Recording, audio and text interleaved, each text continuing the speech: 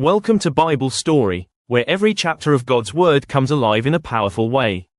Stay with me, today's story will open your heart and reveal something you've never noticed before. After Adam and Eve were sent out of the garden, the world felt different. The air still carried the memory of Eden's perfection, but now the ground was rough, the wind colder, and life demanded work.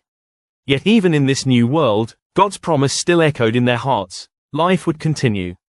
In time, Eve gave birth to her first son. She looked at the newborn in her arms, and with joy and relief she said, "With the help of the Lord, I have brought forth a man." She named him Cain, meaning, acquired. Later, Eve bore another son, Abel, whose name meant, breath, or, vapor. Two brothers, born into the same world, yet destined for different paths. As the boys grew, Cain worked the soil, shaping the earth with his hands, planting seeds, tending crops. Abel became a shepherd, guiding flocks across the open fields, learning the gentle rhythm of caring for living creatures. Life felt peaceful, until the day everything changed. Time passed, and the day came when both sons prepared to offer a gift to God.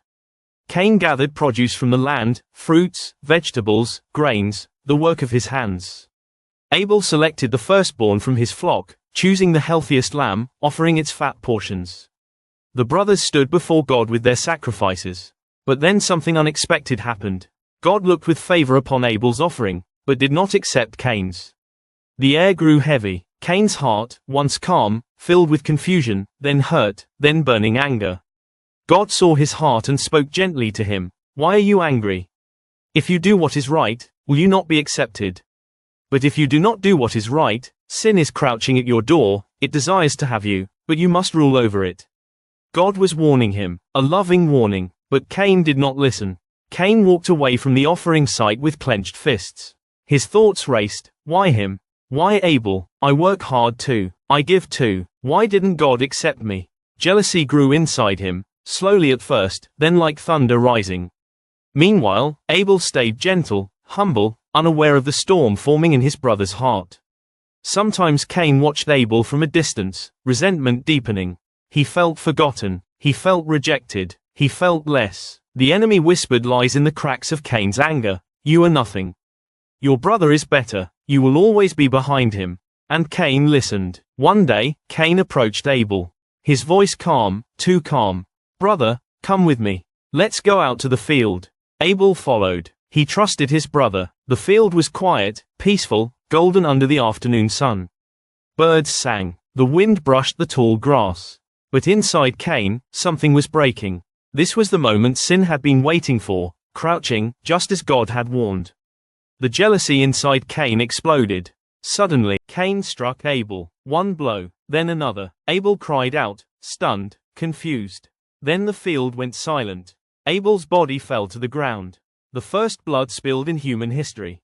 The first murder, the first tragedy born from a broken heart. And the earth absorbed the blood of the innocent.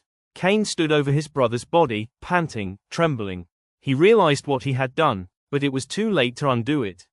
Then God's voice came. "Cain, where is your brother Abel?"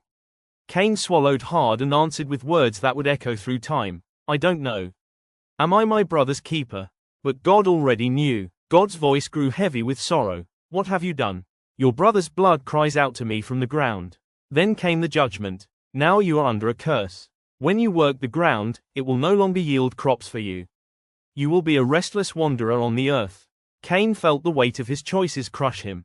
The guilt, the shame, the fear, all flooding at once.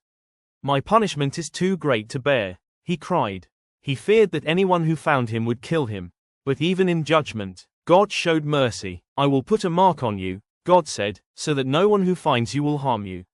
And so Cain left the presence of the Lord, a wanderer, carrying both his guilt and God's unexpected mercy. Abel's life was short, like vapor, yet precious. His story became the first reminder of the power of the heart. Jealousy destroys. Anger blinds. Sin waits to control. But obedience brings favor. God sees offerings made with sincerity. And even though Abel died, his faith still speaks. This story reminds us that God sees the heart, not the amount, not the appearance, not the competition, but the sincerity inside. Even in tragedy, God continued his plan. Adam and Eve later had another son, Seth, through whom God's promise would continue. The story of Cain and Abel warns us, but also prepares us.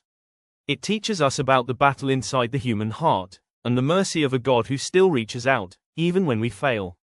This is the story of Cain and Abel, a story of jealousy, choice, consequence, and a God who still offers grace. Thank you for watching this Bible story with me today. If you want to continue this journey through God's Word, make sure you subscribe. And don't go yet, the next episode is even more powerful. Click on the next video and let's keep learning the Bible together.